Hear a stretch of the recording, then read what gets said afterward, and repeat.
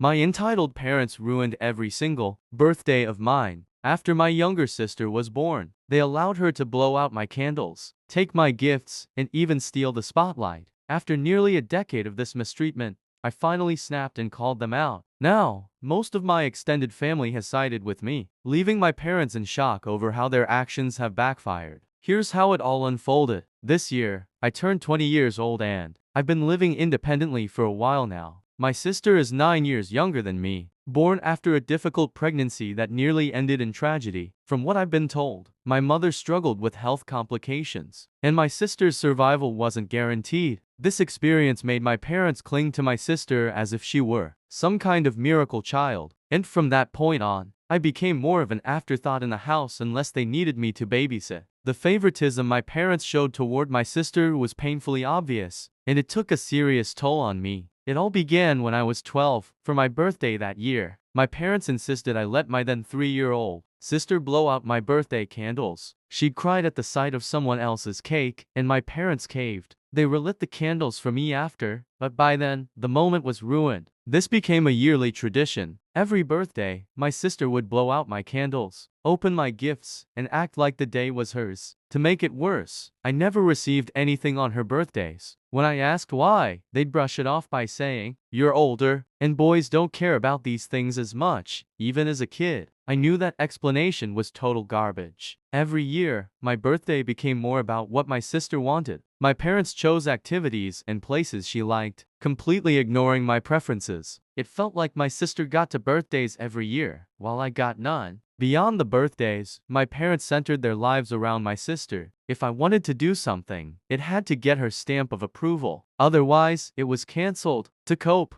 I retreated into my room with my video games. At least there, I could avoid the constant favoritism until my sister barged in. She'd run into my room uninvited, often catching me in moments I wanted privacy. When I finally installed a lock on my door, my parents objected. They claimed it was inappropriate for me to lock myself away from family. I argued back, frustrated and tired of having no personal boundaries. After my sister walked in on me while I was changing one too many times, my parents finally relented and let me keep the lock. My younger sister grew up incredibly spoiled, developing a princess complex as a result. She was demanding to the point of exhaustion, so I avoided her as much as possible. Any excuse I could find to keep my distance. I used even fabricating reasons when necessary just to carve out time for myself. When I was 13, my parents hired a teenage babysitter to take care of her, which gave me some relief. However, the sitter didn't last long. My sister refused to listen to her, and after only a few weeks, she quit. My parents tried to avoid paying her by claiming she was terrible at her job. The babysitter eventually involved others to pressure them, and they grudgingly paid what they owed. They soon hired another sitter who stuck around, but it didn't change much for me. On days I wasn't busy, I was still expected to watch my sister. To avoid that, I threw myself into every activity possible, especially my part-time job. My sister treated me like her personal servant,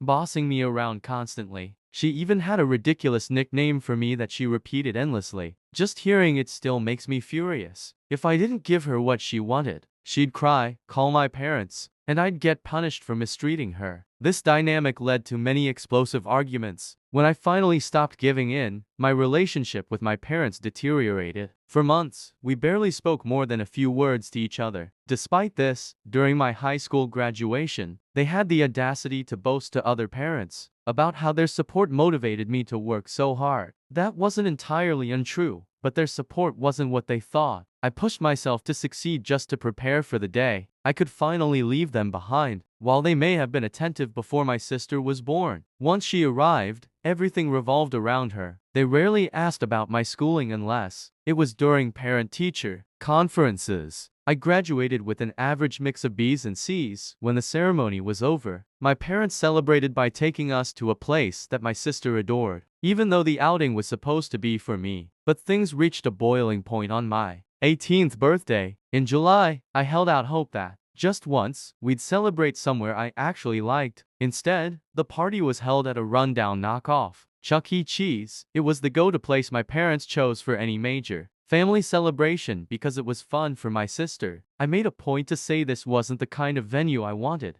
but they ignored me. So there I was, surrounded by noisy kids half my age, with nothing to do except eat bland pizza, play claw machines, and waste time on outdated arcade games. When it came time for the cake, my parents brought out a pink one decorated with white flowers. Sure, it had my name on it, but it clearly wasn't intended for me. To make matters worse, there were only 10 candles on the cake, not 18. They lit them and immediately placed the cake in front of my sister for her to blow out the candles. That was my breaking point. In that moment, years of pent-up frustration came flooding back to me all at once. Before I could stop myself, I broke down into uncontrollable, ugly sobbing in front of everyone. At 18 years old, I found myself sobbing in front of my entire family. Everyone was so stunned that it felt like time stopped. I stood up, and all the frustrations I'd bottled up for 8 long years came pouring out in a messy rant. The whole family sat there, frozen, as I vented everything. When I was finally done, I stormed outside and sat down by the family car. Several relatives followed me out, apologizing profusely. They said they hadn't known about the pink cake because my parents had kept it hidden until the moment it was served. I told them it didn't matter whether they knew or not. The truth was, they had sat back and watched for years, as my parents made every birthday about my little sister. I had spent 8 years without a real celebration of my own, and now on my most significant birthday, the one that marked my adulthood,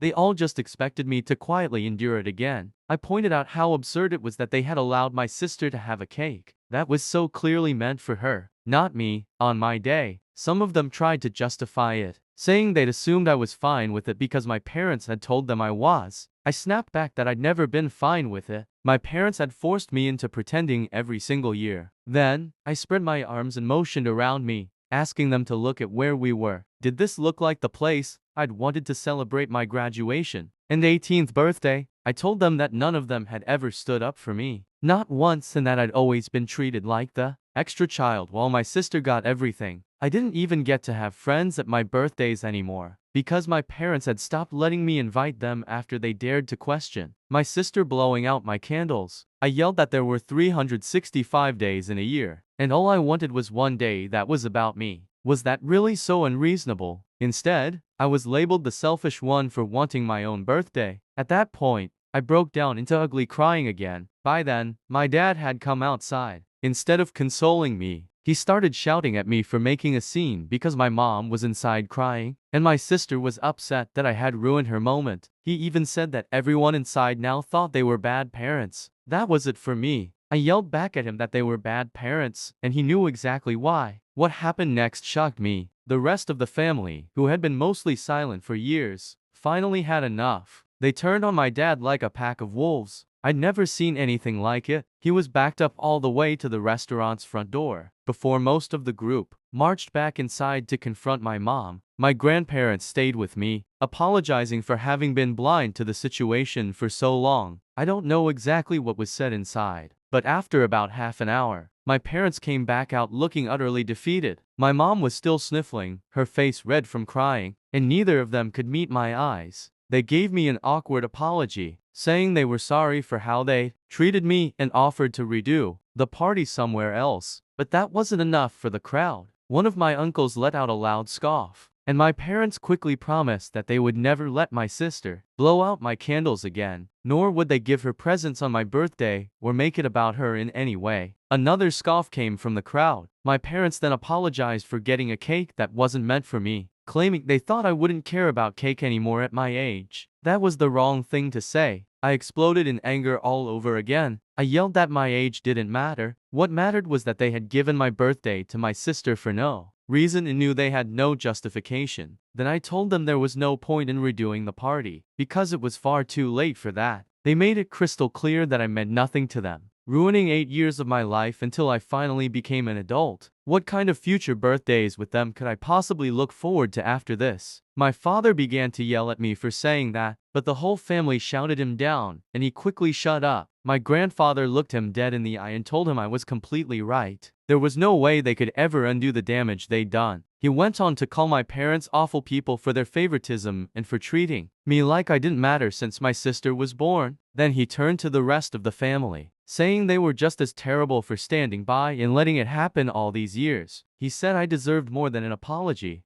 I was owed my entire childhood back. My mother broke into sobs again and tried to approach me, calling my name and apologizing. But I wouldn't let her anywhere near me. Half of the family physically blocked her and my dad from coming closer. I told them I couldn't handle any more of this and walked off toward the parking lot. One of my aunts ran after me and convinced me to come back. As I walked back, I could still hear family members yelling and swearing at my parents for how they'd treated me, but I was too upset to feel any satisfaction from it. And where was my sister during all this? She was still inside the restaurant, eating my birthday cake and ripping open the presents that were meant for me. Yes, my parents actually served her some cake after I walked out crying. You'd think they'd have other priorities at that moment, but of course, they were called out for it later. My grandparents helped me calm down and let me sit in their old minivan, while everyone else cleared out the party. When my sister was caught opening my presents, she threw a massive tantrum. One of the gifts was a brand new smartphone, and she smashed it against the wall when she found out she couldn't keep it. Keep in mind, she had already received her own phone just a few months ago for her birthday. I was so distraught that I ranted about never wanting to celebrate my birthday again. My grandparents let me stay the night at their house to get away from the chaos. When I eventually went back home,